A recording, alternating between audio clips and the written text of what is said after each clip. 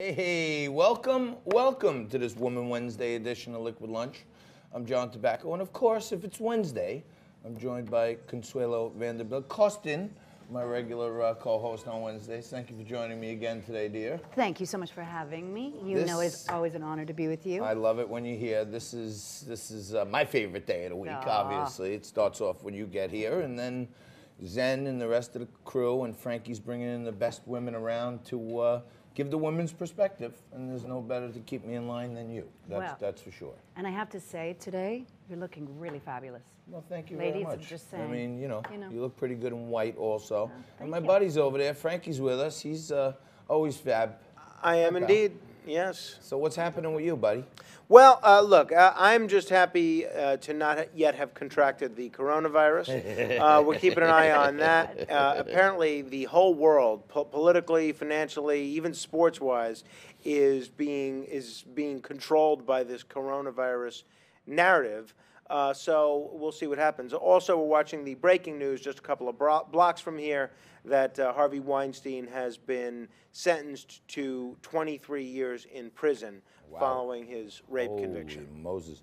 So, Consuelo, you have some unique perspective on the whole Harvey Weinstein. You're hanging out with all the cool kids in the Hollywood jet set from time to time. What do you think about this, and what are its effects from a woman's perspective on the whole Me Too movement? Well, firstly, on our way over here, we actually got stopped, and I saw the whole thing, and I was like, oh, I can't believe this is actually happening. But 23 years, honestly, that's really an extreme, no? How old is he? He's 69? It's basically a life sentence. It's a life sentence. I think the penalty might fit the crime here. I mean, he was found guilty. He had the best attorneys around. You don't wish death or prison on anyone, but it seems like the justice system worked, Frankie. Yeah, he is 67 years old, but to your point, Consuelo, the sentencing range for the crimes that he was convicted of was anywhere from 5 years to 25 years. Right, so this was on the highest end, almost the highest possible end that he could have received here. But this judge, Judge Burke, certainly seems to not be a fan of Harvey Weinstein. He's been pretty harsh with him since the trial began. So do we feel that he's really being made an example of, honestly, in this climate of the Me Too movement, right? I would say. I think he's the first real skin on the wall in the Me Too hunt. Like that. No, I mean it. You know what I mean? That's like a big one. What about Cosby's skin? We're not counting Cosby. Well, I mean Cosby, yeah, a little different. You know what I mean? He was actually drugging the girls, who's probably even sicker. But I mean, Harvey Weinstein was kind of apparently, or I don't have to say allegedly anymore. In some cases, he was, forcibly having sex with them, which yes, scary. That's true. So I don't know. But for you know what I do really feel about this? For the women that had the chance to actually speak out and who were victimized by him, that I really feel like they got their day in court and that finally the result happened. So for them, I'm happy that, right? Yeah, I mean, look, the victims got what they wanted. He was tried by a jury of his peers. He had the best representation around. Yep. And at some point, while it sucks, you got to pay the piper. You know what I mean? And he's it seems to me he's paying the piper.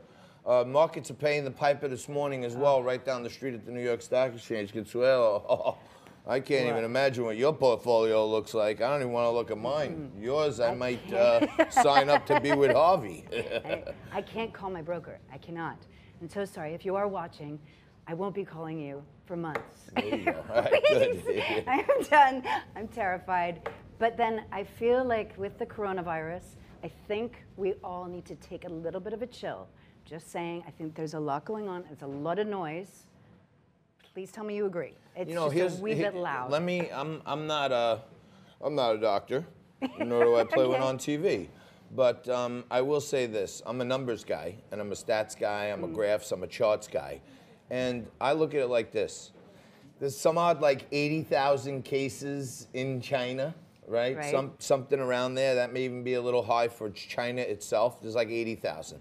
They have 1.4 billion people. So they have 4 times our population, and they have 80,000. So, and now in China, it's peaked, and now it's starting to come down. So let's say 80 to 100,000 is the number for China, where it started. The worst case that could happen here is we get to 80,000. That would be 4 times worse than China.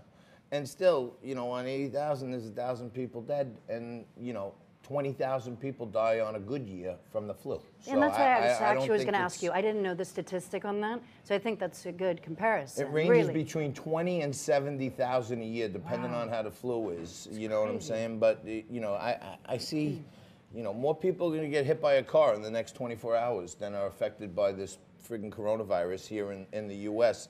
And we're halting all commerce. We're closing schools, sporting events, even fashion. Sorry, like these are the not so important to you, but important to me. Like retail stores are closing down, but now online shopping has gone up significantly, and also all telecommunications. Well, that's not good. That's not good for Main Street America, because more people order from home, the more the local deli and the local hardware store, they can't withstand. I know, that's true. That is very true. Yes. So what did you think about last night? Joe Biden's like the comeback kid, it seems. What's happened in the last 2 weeks? But then, honestly, did you see the viral video of Joe Biden talking to the... when he was yelling at the auto worker in the plant about, and he started cursing at him and stuff? What's happened to him? I thought he was the safe guy. Yeah. Sorry, I didn't know that Joe Biden had that in him. Right? Apparently not, but, you know, you do have that clip. Oh, look at this. Look at this. Let's take a look. But we're not allowed to swear. Joe Biden lost his marbles yesterday when he was questioned on a worker in a plant, the people supposedly who need to vote for Joe Biden because he's Lunch Pail Joe. The guy questioned him on his Second Amendment commitments, and watch what he did. Here's where he lost his hat. You are actively trying to diminish your Second Amendment right and take away our gun. You're full of shit. Now go to shush. Shush. I support the Second Amendment. The Second Amendment, just like right now, if you yell fire, that's not free speech. From the very beginning, I have a shotgun, I have a 20 gauge, a 12 gauge, my son's hunt. Guess what? You're not allowed to own any weapon. I'm not taking your gun away at all. I couldn't believe it. I couldn't believe it. But I think, you said what happened. You know what happened? Tell me. James Clyburn happened. James Clyburn came out and gave a full-throated support of Joe Biden, I would say at the urging of Barack Obama. And then once that helped in South Carolina, Barack Obama himself got on the phone and started telling Mayor Pete and Amy Klobuchar and everybody else, get out of the way, we're getting behind Joe. Right. And the establishment's lined up behind him. And, you know, I think they may have foiled Bernie this time around because they're beating him fair and square.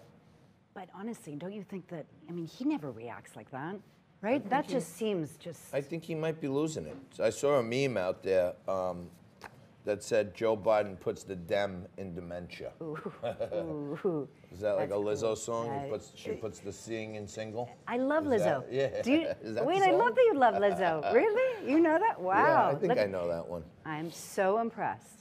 Frankie, Anyway, I hope that he anything comes else back. that we should know about right now before we get to Genevieve? Well, no, I think you guys have done a fair job covering it. We're keeping the Dow now down, of course, 1,100 points, which is certainly cause for concern for a lot of people watching their portfolio. I don't want to brag, but on Friday, I think I mentioned that 22,000 was probably the next support level to the downside. We're approaching that rapidly. There is some good news, though, if you're looking to buy a house or refinance your home. Mortgage applications are skyrocketing in light of these diving interest rates. Homeowners and house hunters are in a borrowing frenzy right now. Mortgage applications were up more than 55% last week alone. So people are taking advantage of these super low interest rates. I don't know if you remember this, Frankie, but a couple months back we had on Stephen Moore. And you know I like to throw my proposals at him and see if any of it makes sense to one of the brightest guys on the planet. And I proposed to him a couple months back that for a stimulus, if the rates come down anymore, the government should let people take money out of their 401k with no penalty to buy a house. If they're buying a home, they could pull money out of their 401k with no penalty people would run to their 401k right now and buy. They don't want to pay the 20% penalty, and they don't want to pay all the accrued tax that they would have to pay for taking it out early, so it's prohibitive. But if the government said you could just pull it out, no penalty, home buying would be skyrocketing, jobs, construction, all that other stuff. That's a really interesting concept. I wish Yeah. I'd heard. I like that. I think it could work, but. And what was the feedback once you actually? Well, no, he laughed at me. Oh. I mean, but, you know, he's one of Trump's chief economic advisors. Okay. And the other day, I gave him a plan that I think that the government should stimulate Main Street and small businesses by cutting payroll and corporate taxes. Yeah. And yesterday, Trump announced the plan. So sometimes when I talk to Stephen Moore, my plans come true. And sometimes they don't. But maybe they'll go now that maybe they'll go back to my 401k early withdrawal program. Who And maybe knows? Trump is watching, and he's actually really listening he's to you. So we're going to take a quick break. Genevieve is here. She's a recording artist, novelist, actor, and she has her new album out, Pieces of My Mind. And she's in a very unique type of band, Consuelo. She is. You're an artist and a songstress and all that stuff, so this is your domain. What's unique about Genevieve's band? You know, it's a very stripped down it's basically just like a threesome, which is so beautiful. It's a violin, a guitarist, cellist, and a lead vocalist, which I find such a beautiful combination. All right. No bass, no drums. On that note, Genevieve is going to be here in a minute, but take a look at our interview that our good friend Chase Backer got with Maria Paganini. She is an ancestor of the great classical violinist Nico Paganini. Take a listen to this. We'll be back with Genevieve in just a couple minutes.